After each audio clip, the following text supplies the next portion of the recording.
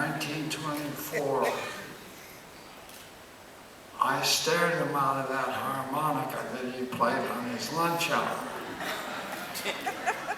And he says, "Here, kid, I think you want this more than I do." And so a hand reaches out, and it's my mother's. She says, "You don't play this thing until I boil it."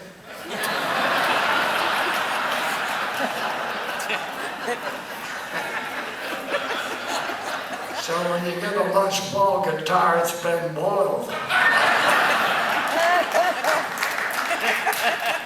And anyhow, if it wasn't for later years where I formed a trio in Chicago, I packed the car with the other two guys, and everybody helped us pack, including Gene Autry and many other, those are outshots, and many other people that were in country in Chicago.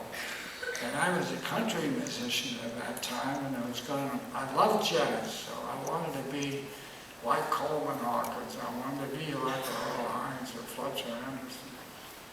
So we flipped a coin, and the coin landed New York. So I assured Ernie Newton and Jimmy Atkins that we have no problem coming to New York, that I was a very dear friend of Paul Whiteman's, who I never met. When we get to New York, we're washing our clothes out at the Chesterfield Hotel. And the two guys come to me and they said, "Jimmy," and Ernie said, come to me and said, "We have Paul Whiteman's phone number. Do you want to go downstairs and call him?" Well, this was it. So I got Paul Whiteman on the phone, his secretary, and his secretary says, "We're not looking for any talent." So I hung up, and my friend says, "What are we going to do?" And he says, "Come right over."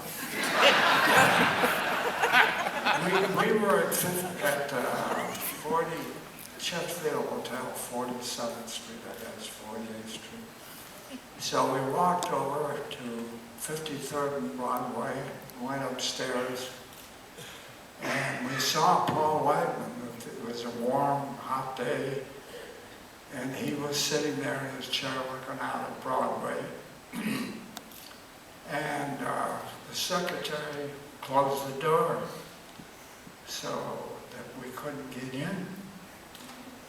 And we're standing out in the hallway, and out of the men's room came Fred Waring. And I says, "Are you Mr. Fred Waring?" He says, "Yes, I am, but I'm not looking for any more Pennsylvanians." And I says, "Well, I have a trio here, and could we play till the elevator got up to the floor?" And he says, "Well, there's nothing in the union rule that stops you from doing that." And so we played for him, and he says, "Get in the elevator." And we got in the elevator, and we went down to Fred Waring's floor. His place was being renovated, so he was using Paul Whiteman's bathroom. And if it wasn't for me being a very lucky person, that goes for the other two guys too. But we went down there and we played. Fred Waring stopped the rehearsal and he says, "I found something." And he says, "It's the Mozart string trio." I says, "It's the Ozark string trio."